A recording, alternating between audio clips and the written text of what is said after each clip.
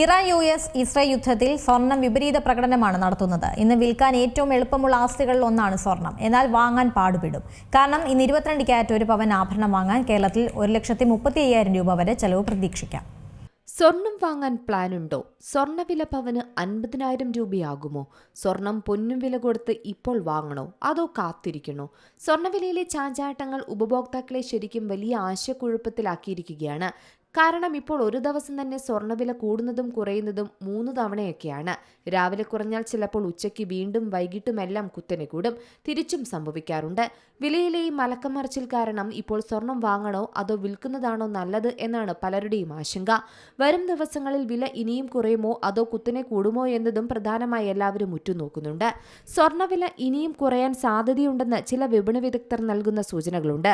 അതും 50,000-ലേക്ക് എത്തുമോ എന്ന ചോദ്യമാണ് ഇപ്പോൾ ഉയരുന്നത്.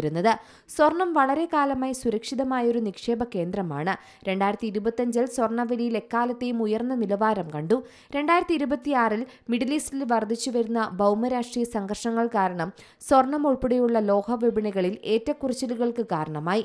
എന്നാലും സ്വർണ്ണവില 1,00,000-ന് മുകളിൽ തുടരുകയാണ്. ഇന്ന് പെട്ടെന്നുള്ള വിലക്കുറവും വിലക്കയറ്റവും ഉണ്ടാകുമ്പോൾ ഉപഭോക്താക്കൾ വീണ്ടും കടകളിലേക്ക് മടങ്ങാൻ തയ്യാറായിട്ടില്ലെന്നാണ് വ്യാപാരികളും പറയുന്നത്. കഴിഞ്ഞ കുറച്ച് ദിവസങ്ങളിലായി വില കുത്തനെ ഉയർന്നതും താഴ്ന്നതുമായതിനാൽ പല ഉപഭോക്താക്കളും ജാഗ്രത പാലിക്കുകയാണ്. അതേസമയം സ്വർണ്ണവില കുതിക്കുമ്പോൾ വാങ്ങുന്നതിനേക്കാൾ കൂടുതൽ പേർ എത്തുന്നത് വിൽക്കാനാണെന്നാണ് ജ്വല്ലറി വ്യാപാരികൾ പറയുന്നത്. ആഭരണങ്ങൾ മാത്രമല്ല, സ്വർണ്ണക്കട്ടികളും നാണയങ്ങളുമെല്ലാം വിൽക്കാനുണ്ട്.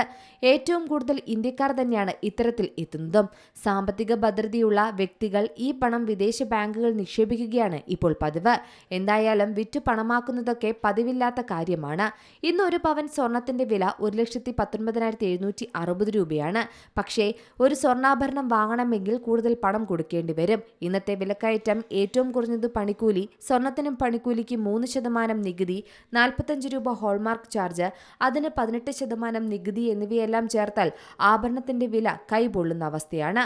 ഇത് പ്രകാരം 5% പണിക്കൂലിയുള്ള ആഭരണം സ്വന്തമാക്കണമെങ്കിൽ ഇന്ന് കുറഞ്ഞത് 1,35,000 രൂപയെങ്കിലും നൽകേണ്ടി വരും. ഡിസൈൻ അനുസരിച്ച് പണിക്കൂലിയിലും വ്യത്യാസമുണ്ട്.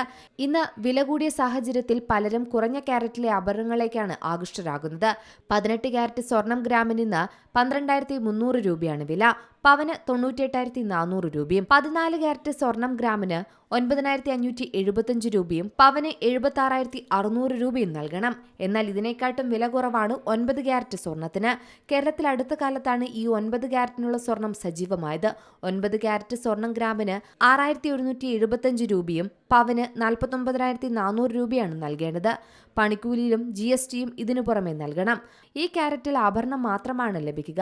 37% സ്വർണവും ബാക്കി മറ്റു ലോഹങ്ങളും ഉപയോഗിച്ചാണ് ഈ ആഭരണം നിർമ്മിക്കുന്നത്. എന്തായാലും വില കുറയുന്നത് കാത്തിരിക്കുകയാണ് സ്വർണ്ണപ്രേമികൾ. ആഗോള വിപണികളിൽ സ്വർണം വിറ്റഴിക്കുന്ന പ്രവണതയാണ് ഇന്ന് കാണുന്നത്. കൂടുതലും വ്യക്തിഗത നിക്ഷേപങ്ങൾ പെട്ടെന്ന് തന്നെ പൈസയാക്കി മാറ്റുകയെന്ന നീക്കത്തിന്റെ ഭാഗമായാണ് സ്വർണം ഇന്ന് പലരും വിറ്റഴിക്കുന്നത്. ഇന്ന് വിപണിയിലേക്ക് കൂടുതൽ സ്വർണമെത്താൻ ഇത് വഴിയൊരുക്കുന്നുമുണ്ട്. News desk Zee Malayalam news. ഏറ്റവും പുതിയ വാർത്തകളും വിശേഷങ്ങളും വിരൽത്തുമ്പിലറിയാൻ സീ മലയാളം ന്യൂസ് എല്ലാ ഡിജിറ്റൽ പ്ലാറ്റ്ഫോമുകളിലും ലഭ്യം.